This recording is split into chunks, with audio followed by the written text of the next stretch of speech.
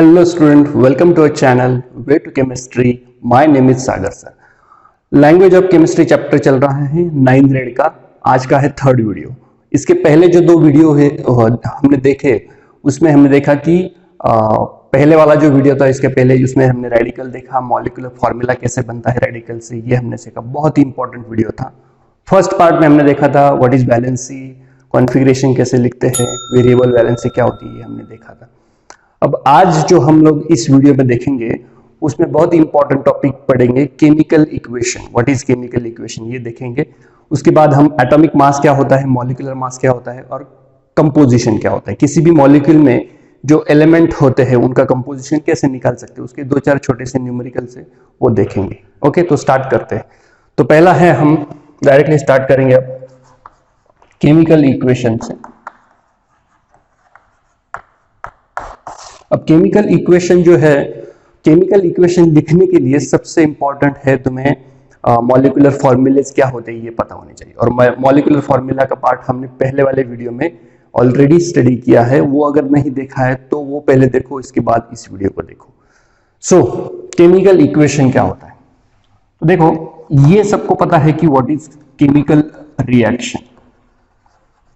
Chemical reaction क्या होती है ये सबको पता है। केमिकल रिएक्शन क्या होती है, एक प्रोसेस होती है जिसमें क्या होता है कि कोई भी दो रिएक्टेंट कंबाइन होते हैं और उससे एक नया प्रोडक्ट बनता है। ओके, सो याद रखो केमिकल रिएक्शन ये क्या है, एक प्रोसेस है। Chemical reaction is a process. और केमिकल इक्वेशन क्या है, chemical equation is the representation of this chemical reaction. So chemical equation is nothing but a representation of chemical reaction. अब कैसे होता है देखो, सो मान लो कि कोई भी एक केमिकल रिएक्शन है, मान लो A प्लस B, या फिर मैं ऐसे एग्जांपल देता हूं कि सपोज हाइड्रोजन है, हाइड्रोजन अगर ऑक्सीजन के साथ कंबाइन किया तो ये रिएक्शन सबको पता है, हाइड्रोजन प्लस ऑक्सीजन, और इससे हमें प्रोडक्ट क्या मिलता है, वाटर। ये सबको पता है। अब यहां पे मैंने ये जो रिएक्शन है तो ये क्या है, मैंने बताया प्रोसेस है। इस प्रोसेस में क्या होता है कि हाइड्रोजन और ऑक्सीजन को कंबाइन करते हैं हम और उससे वाटर, एक नया प्रोडक्ट बनता है। जो वाटर जो है वो कंप्लीटली डिफरेंट होगा, किससे, ऑक्सीजन और हाइड्रोजन से। सारी प्रॉपर्टीज वाटर की इन दोनों से क्या होगी, अलग होगी। तो ये क्या हो गई, एक प्रोसेस हो गई। अब इसको मैंने लिखा कैसे है, on the paper how I have written this chemical reaction, hydrogen plus oxygen, मैंने सिंपली क्या किया, इनके वर्ड लिखे।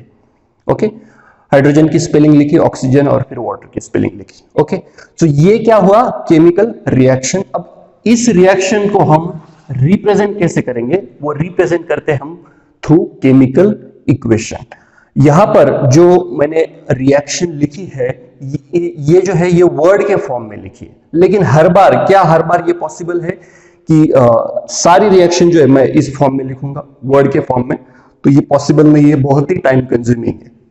तो क्या करते हैं, उसके लिए केमिकल इक्वेशन यूज करते हैं। कैसे करते हैं, सो chemical equation is nothing but the symbolical expression of the chemical reaction. Symbolical मतलब क्या, कि हमें हाइड्रोजन का फॉर्मूला पता है तो हम लिखेंगे हाइड्रोजन का फॉर्मूला, ऑक्सीजन का फॉर्मूला पता है तो हम लिखेंगे ऑक्सीजन का फॉर्मूला, और वाटर का भी हमें पता है तो वाटर का फॉर्मूला है H2O। तो ये जो है इसे क्या कहते हैं, इक्वेशन। इक्वेशन सबको पता है ना, इक्वेशन तुम लोग मैथ्स में यूज करते हो, मैथ्स में इक्वेशन होते हैं ना, तो वो भी क्या होता है, एक टाइप का रिप्रेजेंटेशन ही होता है। ओके, कॉम्प्लिकेटेड जो प्रोसेस होती है उसको शॉर्ट फॉर्म में एकदम सिंपल तरीके से जो एक्सप्रेस करते हैं उसे इक्वेशन कहते हैं। वैसे ही यहाँ पर भी क्या है, केमिकल रिएक्शन बहुत ही बड़ा हो सकता है ये, तो इसको शॉर्ट करने के लिए ये इक्वेशन लिखते हैं हम लोग इस फॉर्म में। Okay, so what is chemical equation, definition आ सकती है एग्जाम में। Chemical equation is nothing but a symbolical representation of a chemical reaction. Hydrogen, oxygen gives water.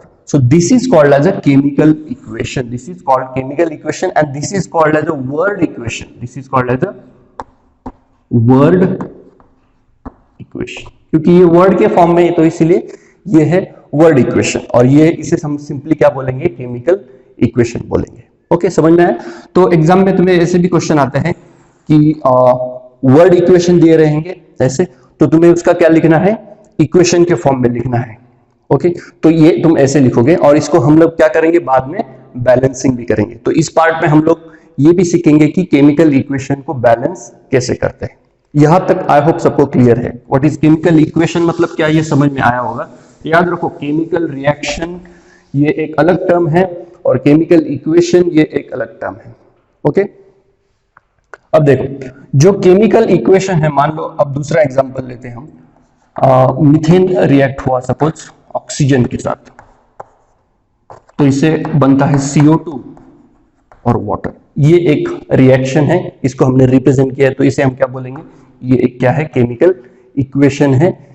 Chemical equation है किस रिएक्शन का, मीथेन और ऑक्सीजन की रिएक्शन का, ये क्या है, इक्वेशन है।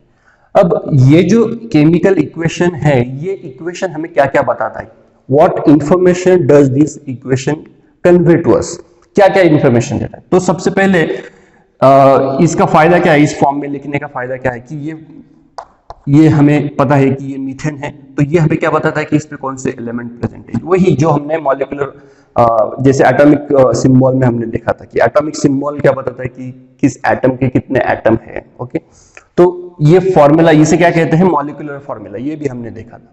मॉलिक्यूलर फॉर्मूला हमें क्या बताता है कि इसमें कौन से एलिमेंट है और कितने हैं। सो हाइड्रोजन यहाँ पर 4 है और कार्बन कितने हैं, सिर्फ 1 है। ये इंफॉर्मेशन हमें इक्वेशन बताता है। और क्या बताता है, ये तो मॉलिक्यूलर फॉर्मूला ये बता देता है। और क्या इंफॉर्मेशन हमें देता है ये कि अगर इस इक्वेशन में मान लो कि ये equation N2 + H2 gives ammonia, ये इक्वेशन स्टडी की होगी। ये है नाइट्रोजन गैस, हाइड्रोजन गैस, ये अमोनिया गैस है। ये नाइट्रोजन हाइड्रोजन कंबाइन होने के बाद अमोनिया फॉर्म होता है। अब ये रिएक्शन करने के लिए टेम्परेचर जो है वो कितना लगता है, 450 डिग्री सेल्सियस। इस रिएक्शन को परफॉर्म करने के लिए मिनिमम टेम्परेचर 450। तो हम लोग क्या कर सकते हैं कि ये जो एरो है, इस एरो पर ये टेम्परेचर मेंशन कर सकते हैं। ओके, और इस रिएक्शन को करने के लिए प्रेशर भी कितना लगता है, 200 to 900 एटमॉस्फेरिक प्रेशर। इतना हाई प्रेशर इस रिएक्शन को परफॉर्म करने के लिए लगता है। तो हम क्या कर सकते हैं, इस एरो पर अगेन टेम्परेचर भी लिख सकते हैं, प्रेशर भी लिख सकते हैं, और इस रिएक्शन को परफॉर्म करने के लिए कैटलिस्ट भी लगती है, आयरन और मोलिब्डेनम।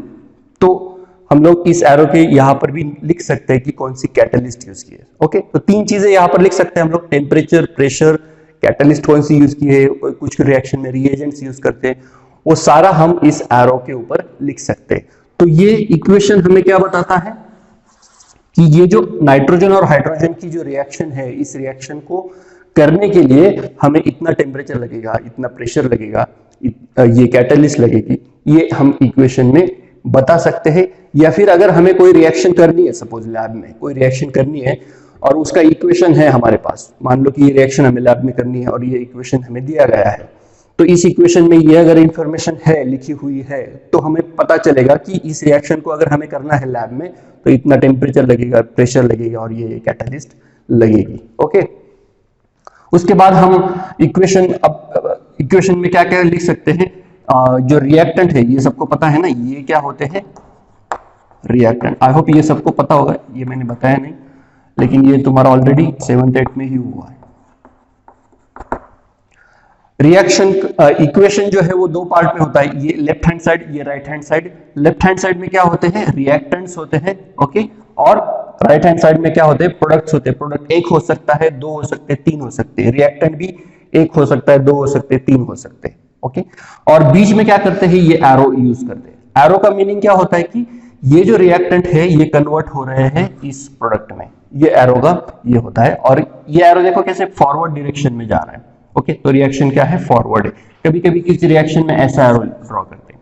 इसका मतलब क्या, मान लो कि ये 2 रिएक्टेंट है और इससे ये प्रोडक्ट बन रहा है, तो इस एरो का मीनिंग क्या होता है, ये ऊपर का एरो क्या इंडिकेट करता है, फॉरवर्ड रिएक्शन, और नीचे का एरो क्या इंडिकेट करता है, बैकवर्ड रिएक्शन। इसका मतलब क्या हुआ कि ए और बी कंबाइन होकर सी ये प्रोडक्ट बनता है, लेकिन सी ये प्रोडक्ट अगेन डिकम्पोज होकर अगेन क्या बनाता है, ए और बी बनाता है। तो ये क्या हुआ, रिवर्सिबल रिएक्शन। इसे क्या कहते हैं, रिवर्सिबल रिएक्शन। ऐसे भी एरो होते हैं।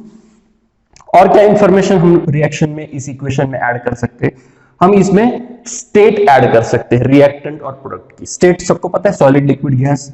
तो मान लो ये इक्वेशन है, तो हमें पता है मीथेन जो है ये एक गैस होता है। तो हम क्या करेंगे, उसके उसके फॉर्मूला जो है मॉलिक्यूलर फॉर्मूला, उसकी नीचे ब्रैकेट में स्मॉल लेटर में क्या लिखेंगे, जी लिखेंगे। तो जी का मतलब क्या होता है, गैस। ऑक्सीजन भी क्या है, गैस। कार्बन डाइऑक्साइड भी क्या है, गैस। वाटर क्या है, लिक्विड है। तो यहां पे क्या लिखेंगे, स्मॉल एल।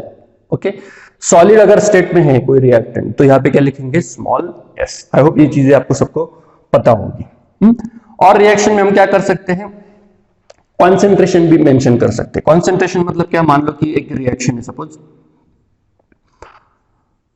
NaCl है सपोज, और ये रिएक्ट हो रहा है H2SO4। अब ये H2SO4 क्या होता है, ये होता है सल्फ्यूरिक एसिड। सल्फ्यूरिक एसिड है ये। अब ये सल्फ्यूरिक एसिड जो है ये हम कॉन्सेंट्रेटेड यूज कर सकते हैं, मतलब जिसमें बिल्कुल भी वाटर नहीं है, या फिर हम लोग थोड़ा सा माइल्ड लेंगे, मतलब जो जिसमें हमने थोड़ा सा वाटर ऐड किया। तो जिसमें वाटर ऐड होता है उसके हम नीचे क्या लिखते हैं, डाइल्यूट। डाइल्यूट मतलब क्या, क्या लिखेंगे शॉर्ट में, DIL। DIL का मतलब क्या होता है, डाइल्यूट। डाइल्यूट मतलब क्या, कि जिसमें थोड़ा सा वाटर ऐड किया हुआ है। H2SO4 ये सल्फ्यूरिक एसिड सबको पता होगा। H2SO4 ये सल्फ्यूरिक एसिड ये एक लिक्विड स्टेट में अवेलेबल है। ओके। और इसमें अगर हमने वाटर ऐड किया तो बन जाता है डाइल्यूट। वाटर अगर नहीं है, वाटर ऐड नहीं किया है, तो यहाँ पे क्या लिखेंगे, कॉन्सेंट्रेटेड। तो क्या लिखेंगे शॉर्ट में, CONC, मतलब क्या, कॉन्सेंट्रेटेड। ओके। ये सॉलिड स्टेट में होता है तो यहाँ पे सॉलिड लिखेंगे। इसका प्रोडक्ट बनता है HCl। तो HCl क्या होता है, गैस होता है। ओके। और इससे बनता है Na2SO4। ओके। तो यहां पर हम लोग सारी कॉन्सेंट्रेशन भी क्या कर सकते हैं, एक्सप्रेस कर सकते हैं, लिख सकते हैं। इससे इस इक्वेशन से हमें कॉन्सेंट्रेशन का भी पता चलता है। ओके। और बहुत ही इंपॉर्टेंट, इस इक्वेशन हमें क्या बताता है कि कितनी क्वांटिटी में। इक्वेशन हमें, जैसे मैंने पहले भी बताया था पहले वाले पार्ट में, कि क्वालिटेटिव इंफॉर्मेशन और क्वांटिटेटिव इंफॉर्मेशन, ये दोनों टाइप की इंफॉर्मेशन मिलती है। क्वालिटेटिव मतलब क्या, कौन से टाइप के एलिमेंट्स प्रेजेंट होते हैं। क्वांटिटेटिव मतलब वो कितने क्वांटिटी में प्रेजेंट है। ओके।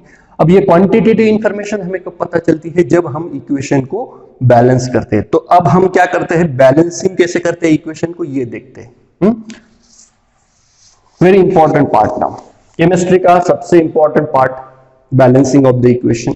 वैसे केमिस्ट्री का सबसे इंपॉर्टेंट पार्ट तो केमिकल इक्वेशन है, केमिकल रिएक्शन सबसे इंपॉर्टेंट, क्योंकि केमिस्ट्री में हम क्या पढ़ते हैं, केमिकल रिएक्शन पढ़ते हैं। और केमिकल रिएक्शन को बैलेंस करना बहुत इंपॉर्टेंट है। बहुत बच्चों को डिफिकल्ट लगता है, बट बहुत ही इजी है। बैलेंसिंग करना बहुत ही इजी है। जस्ट एक गेम होता है, नंबर्स का गेम होता है। ये गेम खेलना है तुम्हें सिर्फ। ओके। कैसे करता है देखो, एक एग्जांपल लेते हैं अगेन।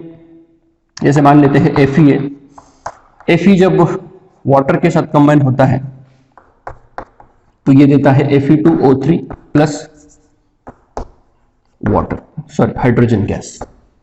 ओके। ये एक इक्वेशन, ये एक रिएक्शन है, इसका हमने इक्वेशन लिखा है। अब इसमें देखो बैलेंसिंग इक्वेशन का बैलेंस क्यों करते हैं। अब सबसे पहली बात, जैसे हम लोग साइंस पढ़ते हैं तो साइंस में सबसे पहला क्वेश्चन आना चाहिए कि ये क्यों करना है। तो बैलेंसिंग हमें इक्वेशन का क्यों करना है। तो इक्वेशन का बैलेंसिंग क्यों करते हैं, तो इसके लिए आपने एक लॉ पढ़ा होगा जिसका नाम है law of conservation of mass. ये 7th 8th में ही तुम लोगों ने पढ़ा है, लॉ ऑफ कंजर्वेशन ऑफ मास। क्या पता था कि किसी भी प्रोसेस में, वो चाहे रिएक्शन हो या फिर दूसरी कोई भी प्रोसेस हो, जितना मास स्टार्टिंग में रहेगा उतना ही मास प्रोसेस एंड होने के बाद भी उतना ही मास रहेगा। या फिर इसे क्या कहते हैं, पूरे यूनिवर्स का जो मास होता है वो क्या होता है, हमेशा कांस्टेंट होता है। तो कंजर्वेशन ऑफ मास में अगर हम ये लॉ इसके लिए अगर अप्लाई करें, केमिकल रिएक्शन के लिए अप्लाई करें, तो क्या होता है कि ये क्या होते हैं, रिएक्टेंट होते हैं। रिएक्टेंट का मास कितना है, मान लो ये 100 ग्राम है, तो प्रोडक्ट का मास भी कितना आएगा, 100 ग्राम ही आना चाहिए। इससे कम भी नहीं आएगा और इससे ज्यादा भी नहीं आएगा। ओके। तो बैलेंसिंग क्यों करना है इक्वेशन का, to fulfil this law of conservation of mass. ये law of conservation of mass पूरे यूनिवर्स में सब जगह एप्लीकेबल है, तो ये ऑब्वियसली इक्वेशन के लिए भी एप्लीकेबल है।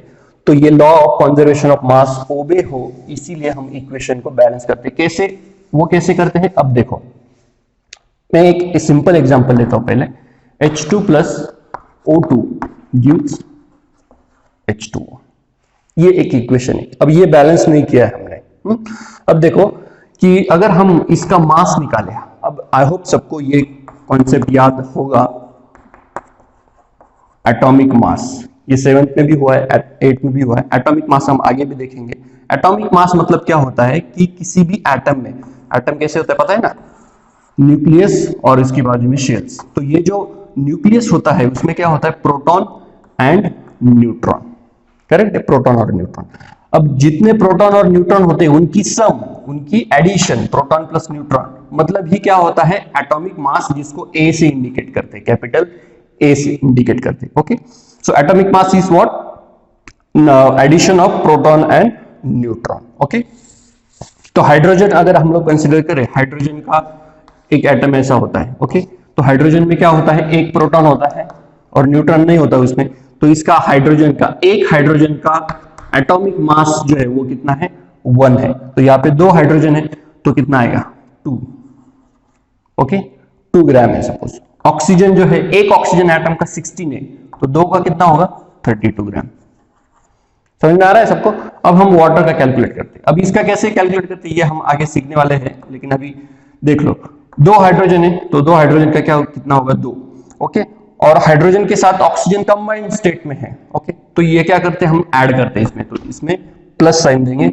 एक ही ऑक्सीजन है तो क्या होगा, 16, तो कितना आया है ये, 18 ग्राम। अब देखो रिएक्टेंट साइड में टोटल मास कितना हुआ, 34 ग्राम, और प्रोडक्ट साइड में कितना हुआ, सिर्फ 18 हुआ। तो यहाँ पे क्या law of conservation of mass obey हो रहा है, नहीं हो रहा है, क्योंकि ये कम ज्यादा है, ये ज्यादा है, ये बहुत कम है। ऐसा कभी नहीं होता पूरे यूनिवर्स में, ऐसा कभी नहीं होगा, किसी भी प्रोसेस में नहीं होगा।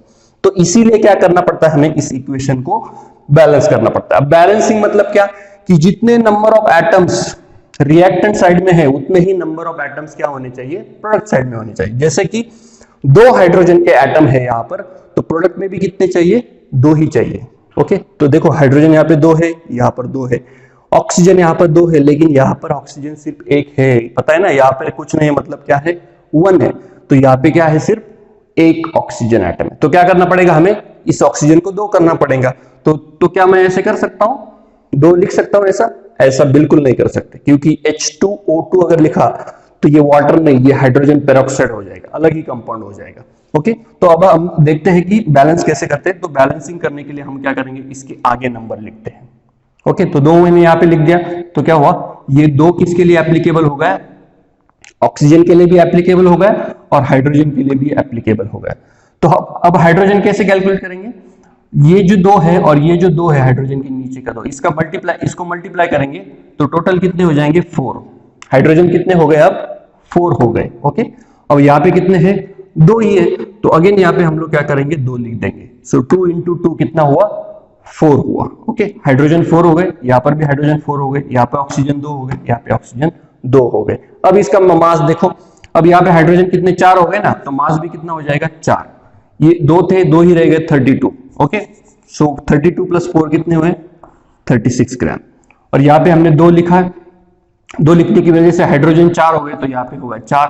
अब ऑक्सीजन 2 हो गए, करेक्ट है, ये 2 नहीं था तो पहले ऑक्सीजन 1 था, हमने मास लिया था 16, लेकिन अब 2 लिखने की वजह से 2 क्यों लिखा हमने, क्योंकि ये ऑक्सीजन बैलेंस करने के लिए।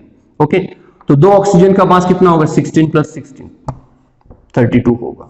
सो 32 प्लस 4 कितने हुए, 36 ग्राम हो गया। अब बैलेंस, इसे कहते हैं बैलेंस्ड इक्वेशन। आई होप ना अब सबको समझ में आया होगा, क्योंकि law of conservation of mass obey रहना चाहिए हर एक इक्वेशन में, इसीलिए हम इक्वेशन को बैलेंस करते हैं। इसी तरीके से रिएक्टेंट का मास, प्रोडक्ट का मास, सारे रिएक्शन में, केमिस्ट्री में या दुनिया में जो भी रिएक्शन होती है, रिएक्टेंट का जितना मास होता है उतना ही क्या होता है, प्रोडक्ट का होता है। प्रैक्टिकली ये ऑब्जर्व नहीं होता है, तो ये तुम आगे पढ़ोगे। ओके, बट थ्योरेटिकली ऐसा एटलीस्ट पेपर पर आना चाहिए कि जितना मास रिएक्टेंट का है उतना ही क्या चाहिए, प्रोडक्ट का। इसीलिए हम इक्वेशन को बैलेंस करते हैं। अब हम लोग देखते हैं जरा डिटेल में कि इक्वेशन को बैलेंस करते हैं कैसे करते हैं।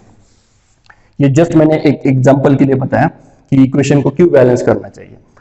अब ये इक्वेशन है मान लो, अब मैं यहाँ पे मास वगैरह कोई कुछ कैलकुलेट नहीं करूंगा, इस इक्वेशन को हमें सिर्फ बैलेंस करना है। तो याद रखो, हम लोग जो एक मेथड यूज करते हैं इक्वेशन को बैलेंस करने के लिए, उसे कहते हैं heat and trial method. Heat and trial method मतलब क्या, जिसे हम हिंदी में बोल सकते हैं कि कोई स्पेसिफिक रूल नहीं है, ओके, जस्ट तुम्हें देखना है और एटम को जस्ट बैलेंस करना है, उसके लिए कोई रूल नहीं है। हिट एंड ट्रायल मतलब अंदाज से तुम्हें बैलेंस करना है सब। ओके, जस्ट नाम याद रखो, हिट एंड ट्रायल। वैसे इक्वेशन को बैलेंस करने के लिए बहुत सारी मेथड है, लेकिन ज्यादातर यही मेथड यूज करते हैं, hit and trial method. Okay, अब देखो फर्स्ट स्टेप तुम्हें क्या याद रखनी है इक्वेशन को बैलेंस करते वक्त, atoms other than oxygen and hydrogen. Okay, इस इक्वेशन में जो भी एटम्स अदर देन हाइड्रोजन और ऑक्सीजन है, मतलब ऑक्सीजन और हाइड्रोजन छोड़ के जो बाकी के एटम्स है, जो एलिमेंट्स है, उनको पहले बैलेंस करो। Okay, so atoms other than oxygen and hydrogen, balance them first, balance them first. अब इस इक्वेशन में हाइड्रोजन है, ऑक्सीजन है, हाइड्रोजन है, इसके अलावा कौन है? Fe है। ऑक्सीजन और हाइड्रोजन के अलावा कौन सा एलिमेंट है? Fe है। अब Fe देखो रिएक्टेंट साइड में कितने हैं?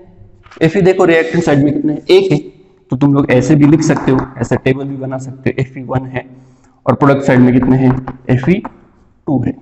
ओके, तो इक्वेशन बैलेंस करते वक्त कुछ चीजें याद रखो कि यहां पर इस लेफ्ट हैंड साइड में एक है, यहां पर दो है, तो बढ़ाने पड़ेंगे हमें। कहां पर बढ़ाने पड़ेंगे? यहां पर इस साइड में बढ़ाने पड़ेंगे, ये रिएक्टेंट साइड में। प्रोडक्ट साइड में हम कम तो नहीं कर सकते, कभी भी कम नहीं कर सकते, हम बढ़ा सकते हैं। ओके, बढ़ा कर हम इक्वल कर सकते हैं दोनों साइड को, कम करके कभी भी इक्वल नहीं कर सकते। तो यहाँ पे Fe2 है, इसलिए Fe2 हमने यहाँ पे मतलब दो Fe के एटम है और यहाँ पे एक ही Fe के एटम। तो हम क्या करेंगे? इस साइड में बढ़ाएंगे। तो बढ़ाने के लिए मैंने क्या कहा था, यहाँ पे ऐसा कोई नंबर लिख सकते हैं क्या? नहीं, बैलेंसिंग इक्वेशन में कभी भी नीचे नंबर नहीं लिखना है। जो भी करना है तुम्हें सिर्फ आगे नंबर लिख के करना है।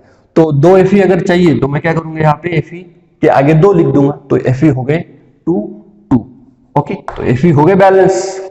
Okay, so atoms other than hydrogen and oxygen, Fe जो था वो हमने बैलेंस कर लिया। फिर क्या करो? फिर ऑक्सीजन को बैलेंस करो। अब देखो ऑक्सीजन कितने हैं यहाँ पर? ऑक्सीजन रिएक्टेंट साइड में कितने हैं? एक है। प्रोडक्ट साइड में कितना है?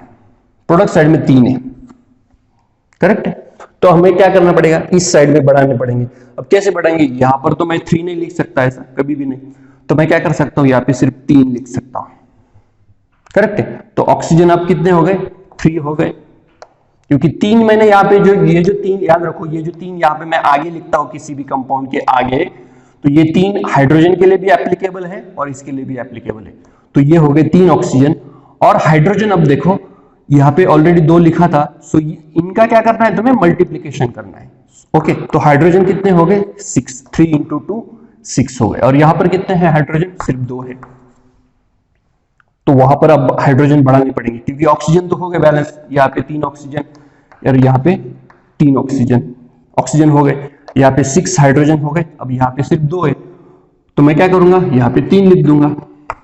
करेक्ट है। तो हाइड्रोजन हो गए 6, बिकॉज 3 इंटू 2 6। इस तरह से इक्वेशन बैलेंस करते हैं और इसे कहते हैं heat and trial method. Okay, simple method है एकदम, कुछ नहीं, नंबर्स का गेम है, सिर्फ नंबर्स का गेम है। और एक एग्जांपल देते हैं, और वही एग्जांपल लेते जो पहले लिया था हमने, CH4 plus O2 gives CO2 and H2। Okay, ये एक इक्वेशन है, इसको बैलेंस करना है। तो जैसे मैंने बताया, एटम्स अदर देन हाइड्रोजन और ऑक्सीजन, उसको पहले बैलेंस करो। तुम लोग पहले ऑक्सीजन हाइड्रोजन बैलेंस करके भी रिएक्शन को बैलेंस कर सकते हो। ओके, तो पहले हम atoms other than hydrogen oxygen balance करते हैं। यहाँ पे देखो कार्बन है, कितने कार्बन है? 1, और यहाँ पर कितने हैं? 1।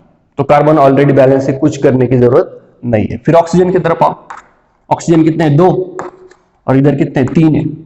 देखो ये भी कैलकुलेट करना है, इसे और ये भी ये करना है। अब इस टाइम क्या करना है? इनकी एडिशन करनी है। ओके, मल्टीप्लाई नहीं करना है। ओके, सो 2 और 1 कितने हुए? 3। कितने हुए? ऑक्सीजन 3। तो यहाँ पर ज्यादा है, यहाँ पर कम है। ओके, तो मैं क्या कर सकता हूँ? यहाँ पर बढ़ा सकता हूँ। यहाँ पे देखो ऑलरेडी कुछ नहीं है, मतलब क्या है? 1 है। 1 के बाद का नंबर कौन सा आता है? 2। 2 इंटू 2 कितने हो गए? 4 हो गए। अब क्या हुआ? अगेन इम्बैलेंस हो गए। ओके, क्योंकि मैं यहाँ पे डायरेक्टली 3 तो नहीं लिख सकता। करेक्ट। तो क्या करना है? यहाँ पे कुछ नहीं, पहले 1 होता है, 1 के बाद का नंबर लो 2। 2 इंटू 2 कितने हुए? 4। ओके, और यहाँ पे कितने हो गए? 3। अब मुझे क्या करना पड़ेगा? इस साइड में 4 हो गए और इस साइड में 3 हो गए, तो मुझे उस साइड बढ़ाने पड़ेंगे। तो कैसे करेंगे? ओके, कैसे करेंगे? क्योंकि कार्बन तो ऑलरेडी बैलेंस है, तो यहां पर जो ऑक्सीजन है इसके आगे नंबर कुछ मत लिखो, क्योंकि अगर मैंने यहाँ पे 2 लिख दिया तो क्या होगा, ये कार्बन इम्बैलेंस हो जाएंगे। ओके, तो क्या करो, इसके आगे 2 लिख दो। ओके, अब यहां पे क्या होगा, ये 2 ऑक्सीजन और ये 2 ऑक्सीजन, कितने हुए? 4 हो गए ऑक्सीजन बैलेंस। क्लियर है? ऑक्सीजन बैलेंस हो गए। ओके, कार्बन भी बैलेंस है। अब हाइड्रोजन देखो, हाइड्रोजन कितने हैं? 4, करेक्ट है। और यहाँ पे देखो हाइड्रोजन, अब यहाँ पे 2 लिखा हमने, तो 2 × 2 4, तो हाइड्रोजन भी बैलेंस हो गए। तो ऑक्सीजन बैलेंस कर लिया हमने पहले। ऑक्सीजन बैलेंस करने की वजह से हाइड्रोजन भी क्या हो गया, ऑटोमेटिकली बैलेंस हो गए। इस तरह से हम हीट एंड ट्रायल मेथड का यूज करके इक्वेशन को बैलेंस करते हैं। और एक लास्ट एग्जांपल लेते हैं, बाकी तुम प्रैक्टिस कर सकते हो। जैसे MnO2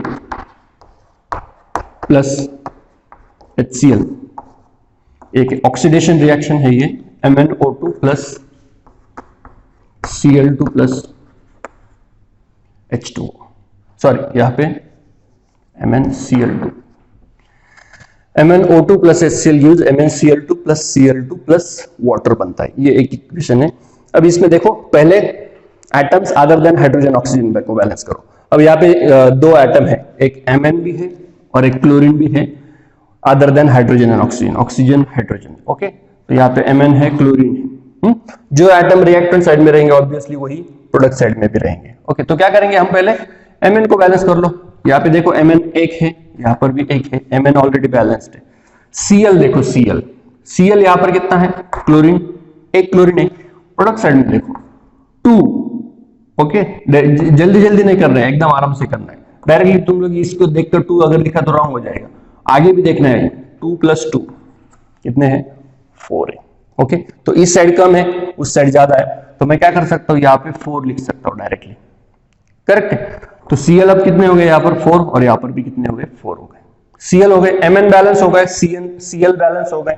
अब ऑक्सीजन करो, ऑक्सीजन कितने, 2, यहाँ पर देखो कितने, एक ही है। ओके, तो यहाँ पे क्या करना पड़ेगा, मुझे 2 करना पड़ेगा। करेक्ट है, करेक्ट है। ऑक्सीजन हो गए बैलेंस, 2 ऑक्सीजन हो गए। हाइड्रोजन देखो, अब ऑक्सीजन हो गए बैलेंस, 4 हाइड्रोजन है। करेक्ट है। और यहां पर भी देखो कितने, 2 × 2 4, हाइड्रोजन भी 4 है। तो पूरी रिएक्शन क्या हो गई, बैलेंस। समझ में आ रहा है? जैसे हमने ऑक्सीजन बैलेंस किया वैसे ऑटोमेटिकली हाइड्रोजन भी क्या हो गया, बैलेंस हो गया। तो इस तरीके से हम इक्वेशन को बैलेंस करेंगे। इसके लिए आपको बहुत सारी प्रैक्टिस करनी पड़ेगी, प्रैक्टिस के सिवा कुछ नहीं केमिस्ट्री में। याद रखो, chemistry is a subject like a mathematics. Practice जितनी करोगे, जैसे मैथ्स में करते हो वैसे ही केमिस्ट्री में भी प्रैक्टिस करनी पड़ेगी, लिख के प्रैक्टिस करनी पड़ेगी। ऐसा नहीं कि सिर्फ पढ़ लिया और हो गया। इस तरह से बहुत सारे इक्वेशन तुम्हारे टेक्स्ट बुक में भी होंगे, उनको ये करने की कोशिश करो, बैलेंस करने की कोशिश करो। क्योंकि एग्जाम में याद रखो, केमिस्ट्री के पेपर में जितना ज्यादा तुम इक्वेशन बैलेंस करके लिखोगे उतना अच्छा रहता है तुम्हारे पेपर के प्रेजेंटेशन के लिए। ओके, सो कभी भी केमिस्ट्री के पेपर में जो इक्वेशन लिखोगे तुम, रिएक्शन जो लिखोगे, वो हमेशा बैलेंस करके ही लिखनी होती है। ओके, तो ये हुआ balancing of the chemical equation. Chemical equation हमें क्या क्या इंफॉर्मेशन बताता है, ये हमने देखा। ओके, अब इस पर क्वेश्चन कैसे आते हैं एग्जाम में। एग्जाम में जैसे मैंने पहले बताया था कि वर्ड इक्वेशन देते तुम्हें, मतलब जो भी रिएक्शन है वो वर्ड के फॉर्मेट में देते हैं, तुम्हें उसका फॉर्मूलाज लिखना है और उसको बैलेंस करके लिखना है। और सबसे ज्यादा question balancing of the equation पे आते हैं। कोई भी एक इक्वेशन देंगे तुम्हें जो कि बैलेंस नहीं होगा, तुम्हें क्या करना पड़ता है, उसको बैलेंस करना पड़ता है। ओके, याद रखो, बैलेंसिंग बहुत ही इंपॉर्टेंट टॉपिक है। तो जो नेक्स्ट हमारा टॉपिक है वो है atomic mass and relative atomic mass. अब एटॉमिक मास और रिलेटिव एटॉमिक मास क्या है? अब देखो, 7th 8th ग्रेड में तुम लोगों ने मास नंबर ये स्टडी किया है। करेक्ट है, मास नंबर, एटॉमिक नंबर, याद है ये सब। एटॉमिक नंबर मतलब क्या, जैसे ये कोई भी एक एटम है। अब इस एटम ये क्या होता है, न्यूक्लियस। इस न्यूक्लियस में क्या होते हैं, proton positively charge and neutron no charge. Okay, तो एटॉमिक नंबर मतलब क्या, कि इस एटम के न्यूक्लियस में कितने प्रोटॉन हैं, जितने प्रोटॉन होंगे उतना उसका एटॉमिक नंबर। और मास नंबर क्या होता है, इन दोनों की एडिशन, दैट इज प्रोटॉन और न्यूट्रॉन, इनकी एडिशन मतलब क्या होता है, ये एटॉमिक मास नंबर। ओके, तो ये मास नंबर पता है। अब हमें क्या देखना है, एटॉमिक मास। दोनों लगभग सिमिलर टर्म है बट थोड़ा सा डिफरेंस है, वो क्या है वो समझ लो। अब मास, एटॉमिक मास, ये जो टर्म है ये कैसे आती है, देखो ये टर्म क्या इंडिकेट कर रही है, mass of an atom, correct, mass of an single atom, single atom का मास। अब देखो सिंगल एटम, अगर हम ऐसा बोलते हैं सिंगल एटम, तो एटम जो है वो कितना छोटा होता है ये तुम लोगों ने शायद आपको अंदाजा होगा। जैसे मैं एक एग्जांपल दे सकता हूं इसके लिए कि एक जो पिन होती है, पिन, सुई जिसे हम बोलते हैं, सुई धागा जिसे बोलते हैं ना हम लोग, सुई धागे से हम कोई भी चीज सिलते हैं। ओके, तो वो जो सुई होती है, जो पिन होती है, उसका जो पॉइंट होता है, करेक्ट है, उसका जो पॉइंट होता है, वो पॉइंट क्या हम आंखों से देख सकते हैं? हम लोग ऐसे देखने की कोशिश करें तो क्या हम उसे देख सकते हैं? उसे नहीं देख सकते। ओके, हम उसको फील कर सकते हैं। तो उसके वो जो पिन है, उसका जो एरिया है, उसका जो पॉइंट है, उसका एरिया है, वो अगर देखना है हमें तो वो माइक्रोस्कोप के नीचे हमें देखना पड़ेगा कि कितना एरिया है एक्चुअल। तो जिस पिन के पॉइंट को हम आंखों से देख नहीं सकते कितना एरिया है, उस पॉइंट पर, पिन के सिर्फ पॉइंट पर मिलियंस ऑफ एटम रह सकते हैं। कितने मिलियंस, शायद मैंने कम बोले होंगे, इतने सारे एटम्स उस पॉइंट पर रह सकते हैं। ओके, तो तुम इससे अंदाजा लगा सकते हो कि एटम जो है वो कितना छोटा हो सकता है। अब जो एटम किसी ने आज तक सिंगल एटम देखा नहीं है, उसका मास कैसे कैलकुलेट करेंगे हम? ओके, तो डिफरेंट मेथड है जिससे हम वो मास कैलकुलेट कर सकते हैं, वो अभी हमारा डिस्कशन का पार्ट नहीं है। तो single mass of an single atom, ये कैसे देखो, फॉर एग्जांपल हाइड्रोजन, ये एक एलिमेंट है, करेक्ट है, फर्स्ट एलिमेंट। हाइड्रोजन का अगर हमने सिंगल एटम लिया तो पता है उसका मास कितना रहता है? 1.67 इंटू 10⁻⁻⁴ ग्राम। ये मास है किसके? सिंगल एटम ऑफ हाइड्रोजन की। इस फिगर को जरा ठीक से देखो, इस फिगर को समझो। 1.67 इंटू 10⁻⁻⁴, ये -24 समझ में आ रहा है सबको? ये कैसे होता है? 0.000, ऐसे कितने जीरो आएंगे? 24 जीरो आएंगे। अब 24 जीरो लिखने के लिए भी मुझे बहुत टाइम लगेगा। ओके, उसके बाद क्या आता है? 167 और फिर क्या आएगा? ग्राम। ओके, और केजी में, अगर इसको केजी में लिख सकते हैं, सिर्फ क्या आएगा? 10⁻27 केजी आएगा। ओके, तो देखो इस नंबर को, कितना छोटा नंबर है। ओके, वैसे ही हर एक एटम जो है, ओके, ये तो हमने हाइड्रोजन का एग्जांपल दिया। अगर सपोज दूसरा एलिमेंट का अगर मैं एग्जांपल दूं, सपोज कार्बन है। ओके, तो कार्बन की एक एटम का मास कितना है? 1.9924 इंटू 10⁻⁻23 ग्राम, मतलब इसी रेंज में है। देखो ये 1.67, ये 1.99, 10⁻⁻24, 10⁻⁻23, उसी लगभग रेंज में। तो क्या हर एक एलिमेंट के एटम का मास हम इस नंबर से याद रख सकते हैं क्या? It's impossible. 118 एलिमेंट्स है पीरियोडिक टेबल में, क्या हर एक एटम का मास हम ऐसे याद रख सकते हैं क्या? नहीं, ऐसे याद नहीं रख सकते। तो उसके लिए क्या किया, जो आईयूपीएसी होती है, आईयूपीएसी आई होप सबको पता होगा, IUPAC international union for pure and applied chemistry, ये एक यूनियन होती है, उसमें कुछ साइंटिस्ट होते हैं। वो क्या करते हैं, केमिस्ट्री में जो भी कुछ नया होता है या फिर जो भी कुछ फंडामेंटल चीजें रहते हैं, वो ये डिसाइड करती है। तो आईयूपीएसी ने क्या किया, एक स्केल डेवलप की। ओके, स्केल डेवलप की। अब देखो आईयूपीएसी जो भी कुछ चीजें करते हैं, वो पूरे यूनिवर्स में, सॉरी नॉट यूनिवर्स, पूरे वर्ल्ड में, पूरी दुनिया में जहां पर केमिस्ट्री यूज होती है, सब जगह सेम आना चाहिए। ओके, ऐसा नहीं कि किसी देश में अलग यूज कर रहे हैं, किसी देश में अलग यूज कर रहे हैं, तो सेम इक्वलिटी आ जाए, इसीलिए आईयूपीएसी काम करती है। तो आईयूपीएसी ने क्या किया, एटम का, सिंगल एटम का मास एक्सप्रेस करने के लिए एक स्केल की। अब ऐसा क्यों किया उन्होंने? ताकि हर एक एटम का मास जो है हम इजीली याद रख सकते हैं। ओके, कोई भी चीज हम कभी भी डिफिकल्ट करके याद नहीं रख सकते, हमेशा कुछ चीजें क्या होनी चाहिए, आसान होनी चाहिए, इजी होनी चाहिए। तो आईयूपीएसी ने एक स्केल डेवलप की, किसके लिए? एटॉमिक मास के लिए। उसे क्या बोलते हैं? Atomic mass unit, atomic mass unit scale. Okay, तो इस स्केल से हम क्या कर सकते हैं, सारे एलिमेंट का एटॉमिक मास जो है वो निकाल सकते हैं।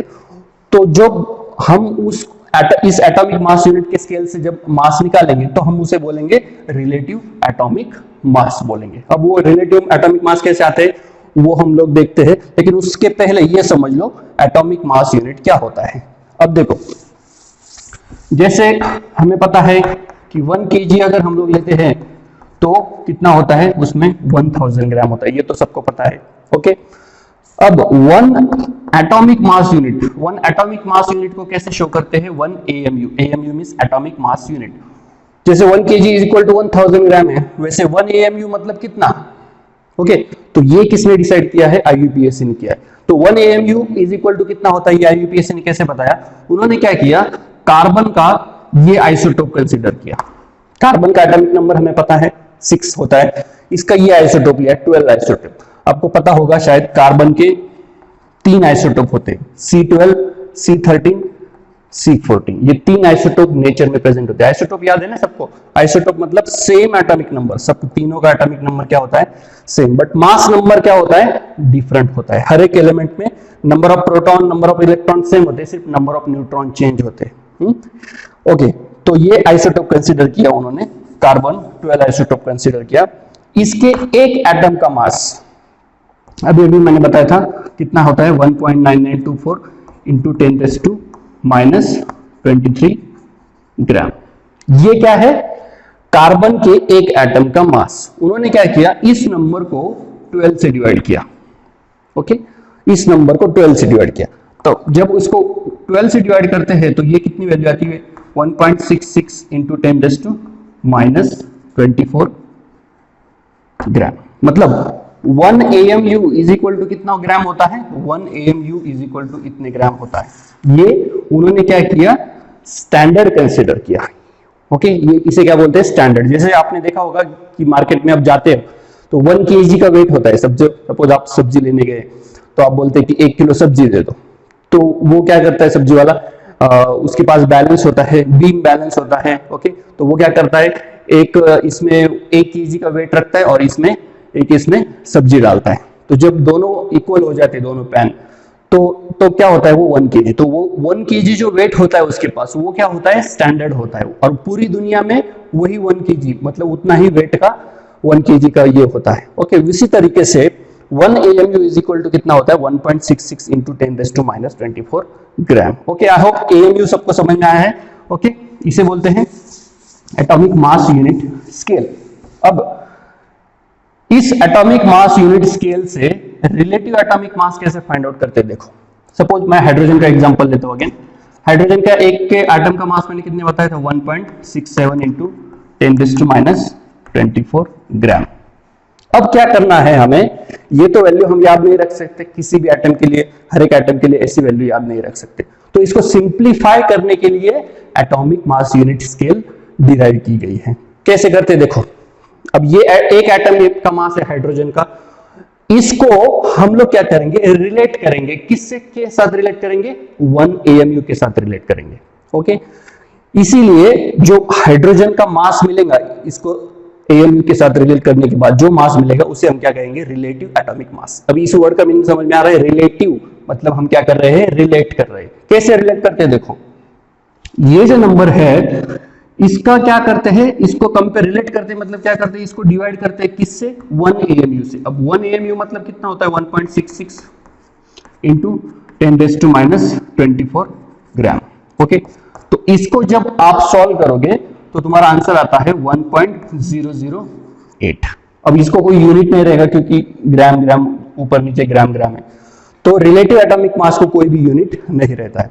तो ये क्या आता है, हाइड्रोजन का रिलेटिव एटॉमिक मास। ओके, और हम क्या करते हैं, इसको राउंड ऑफ करते हैं। ओके, राउंड ऑफ करके कितना आएगा, ये 1 आएगा। आई होप सबको पता होगा राउंड ऑफ कैसे करते हैं, 1 करते हैं।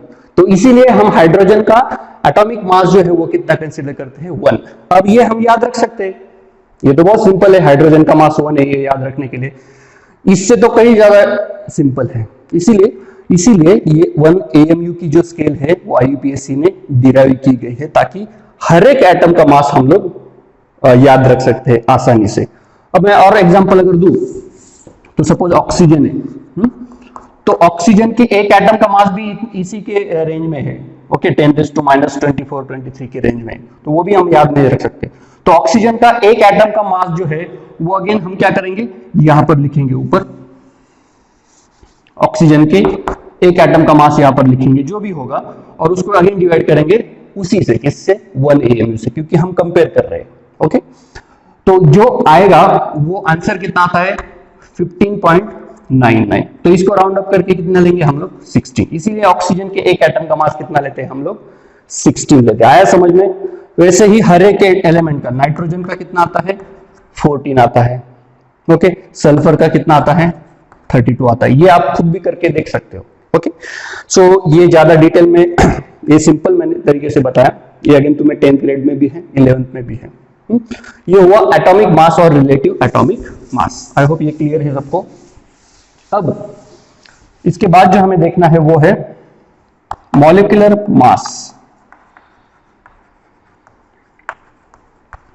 अब मॉलिक्यूलर मास जानने से पहले याद करो, हमने सेकंड पार्ट में स्टडी किया था मॉलिक्यूलर फॉर्मूला। मॉलिक्यूलर फॉर्मूला याद है सबको? जैसे सपोज सोडियम क्लोराइड है, तो सोडियम क्लोराइड हमने ऐसे लिखा, लेकिन इसका फॉर्मूला क्या होता है, NaCl। और हमने ये सीखा भी कि किसी भी कंपाउंड का फॉर्मूला, अगर हमें किसी भी कंपाउंड का नाम दिया जाएगा तो हम उसका फॉर्मूला कैसे लिख सकते हैं, याद है, रेडिकल और क्रिस क्रॉस रूल से हम किसी भी कंपाउंड का फॉर्मूला लिख सकते हैं। तो इसे क्या बोलते हैं, मॉलिक्यूलर फॉर्मूला। अब इस मॉलिक्यूलर फॉर्मूला का हम क्या निकालेंगे, मॉलिक्यूलर मास। मॉलिक्यूलर मास मतलब क्या, किसी भी मॉलिक्यूल का मास। एक मॉलिक्यूल का मास मतलब क्या होता है, मॉलिक्यूलर मास। और वो कैसे निकालते, बहुत सिंपल है, ओके। जैसे सोडियम है, ओके, तो सोडियम, इसका हमें मास निकालना है, सोडियम क्लोराइड का, ओके। सोडियम क्लोराइड का मास निकालना है, तो हम लोग क्या करेंगे, सोडियम कितने यहाँ पर, 1 है, करेक्ट है। तो हम लोग क्या लिखेंगे, सोडियम का मास लिखेंगे। सोडियम का मास नंबर कितना होता है, 23। मास नंबर आप बोल सकते हो, या फिर इसको यहाँ पर बोल सकते हैं, ये जो हमने लिखा ये क्या है, रिलेटिव एटॉमिक मास है, ओके। फिर क्या करेंगे हम लोग, इसमें क्लोरीन का मास ऐड करेंगे। याद रखो यहाँ पर क्या करना है, ऐड करना है, क्योंकि हमें पूरे मॉलिक्यूल का निकालना है, ओके। तो क्लोरीन के एक एटम का मास होता है 35.5 होता है, ये फ्रैक्शन में होता है, याद रखो, सिर्फ क्लोरीन का 35.5 होता है, ओके। ये हम आगे देखेंगे कि कैसे आता है ये। तो इसको अगर हम ऐड करेंगे तो ये कितना आएगा, देखो 68.5 आएगा, करेक्ट है। तो सोडियम क्लोराइड का मॉलिक्यूलर मास कितना हुआ, 68.5। अब इसमें भी अगेन ये होता है कि molecular mass and relative molecular mass. जैसे हमने relative atomic mass find out किया, वैसे ही रिलेटिव मॉलिक्यूलर मास भी फाइंड आउट कर सकते हैं, लेकिन उसकी कोई जरूरत नहीं है अभी। सो रिलेटिव मॉलिक्यूलर मास कैसे फाइंड आउट करेंगे, अगेन वही 1 AMU के साथ उसको कंपेयर करेंगे। तो ये हुआ सोडियम क्लोराइड का मास। अब सपोज फॉर एग्जांपल वाटर हमने लिया, तो वाटर का कैसे निकालेंगे, देखो एकदम सिंपल है, कुछ नहीं, सिर्फ एडिशन करनी है तुम्हें। हाइड्रोजन है, कितने हाइड्रोजन है यहाँ पर, 2 हाइड्रोजन है। एक हाइड्रोजन का मास कितना होता है, 1 होता है, तो 2 हाइड्रोजन का कितना आएगा, 2। यहां पर क्या करना है, याद रखो, प्लस एक ऑक्सीजन का कितना होता है, 16 इज इक्वल टू कितना आएगा, 18। तो वाटर के एक मॉलिक्यूल का मास कितना आएगा, 18 आएगा, ओके। और अगर मैंने इसको ग्राम लिख दिया, 18 सिर्फ 18 लिखा, तो ये क्या हुआ, मॉलिक्यूलर मास। और इसके आगे जैसे मैंने ग्राम लिख दिया, तो ये क्या हो जाता है, ग्राम मॉलिक्यूलर मास हो जाता है। आया समझ में, ग्राम मॉलिक्यूलर मास मतलब हमने क्या किया, सिर्फ उसके आगे ग्राम लिख दिया। ये भी तुम्हें अगेन 10th में है।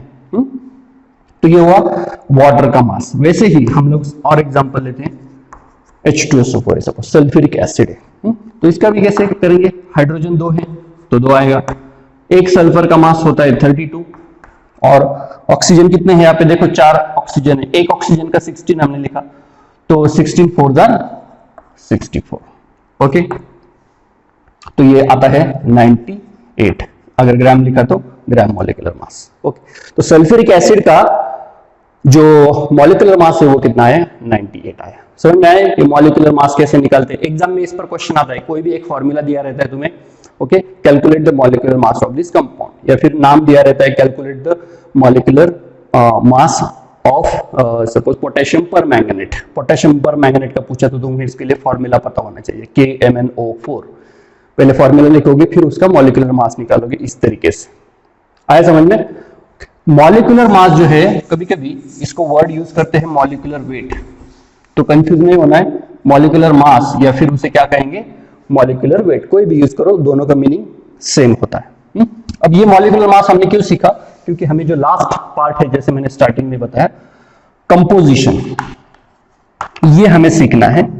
तो कंपोजिशन का मतलब क्या होता है?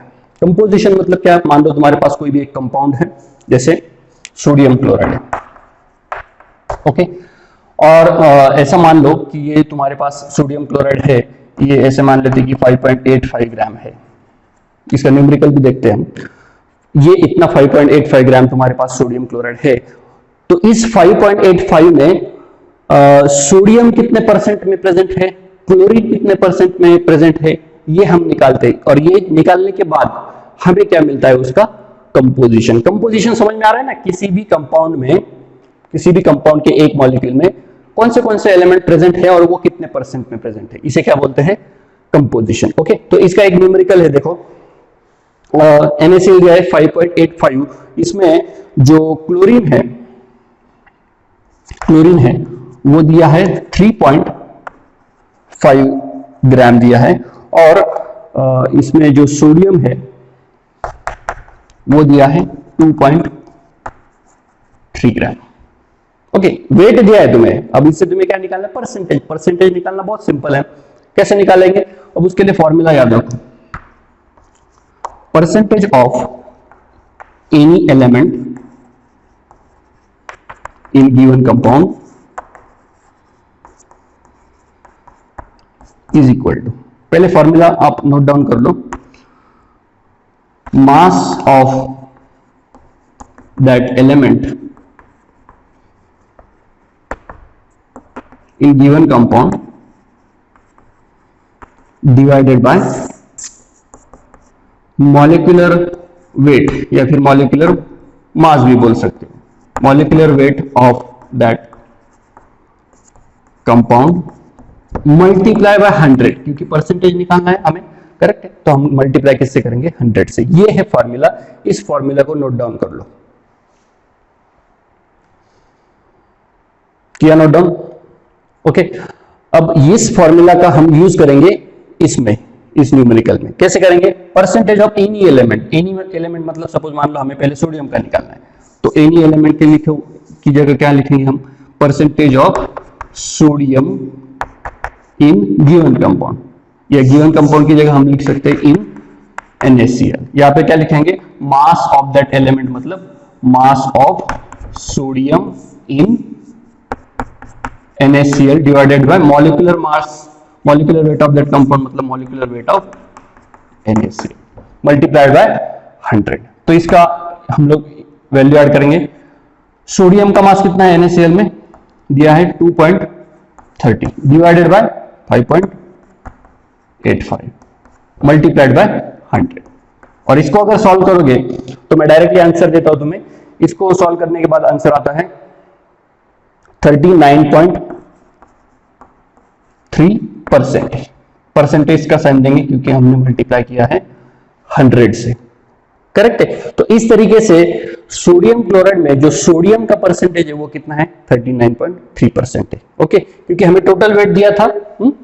वैसे ही हम लोग क्लोरीन का निकाल सकते हैं। क्लोरीन का कैसे निकालेंगे, वही लिखेंगे again, percentage of chlorine in NaCl is equal to, again वही फॉर्मूला लिखेंगे, mass of chlorine in NaCl divided by molecular weight of NaCl into 100। तो मैं डायरेक्टली वेट लिखता हूं 3.5, क्लोरीन का वेट दिया है 3.5 डिवाइडेड बाय टोटल वेट कितना है 5.85 इनटू 100। ये अगर किया सॉल्व तो वो कितना आता है 60.7। मैं कैलकुलेशन नहीं कर रहा हूं यहां पर, कैलकुलेशन आई होप सबको आते हैं। तो क्लोरीन का परसेंटेज कितना आता है 60.7 और इसका आता है 39.3। टोटल दोनों का अगर ऐड करोगे दोनों परसेंटेज तो वो 100% आएगा, करेक्ट है। तो इस तरीके से हम किसी भी कंपाउंड का कंपोजिशन फाइंड आउट कर सकते हैं। अब यहाँ पे इस न्यूमेरिकल में क्या दिया था, हमें टोटल वेट दिया था और उसमें जो कंपोजिशन, उसमें जो एलिमेंट प्रेजेंट है उसका वेट हमें दिया था। ओके, ये एक टाइप का प्रॉब्लम आ सकता है एग्जाम में। दूसरा कैसे होता है कि फाइंड आउट द, एक मैं लिखता हूं यहां पर, find out the percentage composition